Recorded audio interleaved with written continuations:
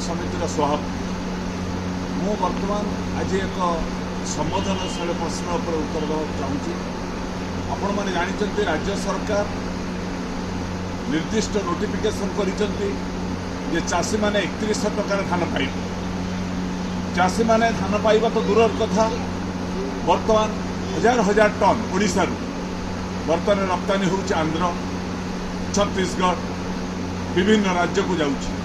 तार कारण कौन जे चाषी माने बर्तमान जो हाथ सुदर आनी पैसा करथिले बर्तमान अद्यावधि ओडिशा तो कौ जगह जाजपुर जिला कथा जब कहबी जाजपुर जिले में कौन बर्तमान मंडी कौ जगह खोल जाना।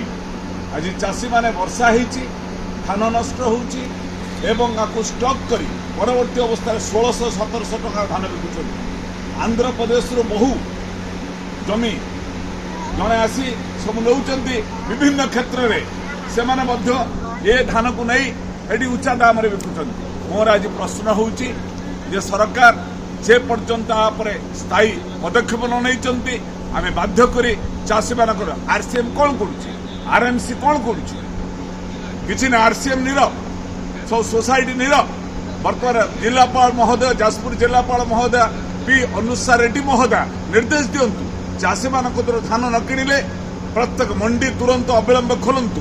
राज्य सरकार 3100 टकार धान है बोली डिनिमे पुड़ुंट गुगुल देते आम 3100 टकार धान बिक्री करुँ कहीं कुआड़ गला प्रशासन। आज चाषी निजे क्षतिग्रस्त होती बालेश्वर कहतु, भद्रक कहतु, विभिन्न अंचल बॉर्डर छत्तीसगढ़ बॉर्डर जिला कंटाबाजी नुआपड़ा को व्यापक धान चाष हो।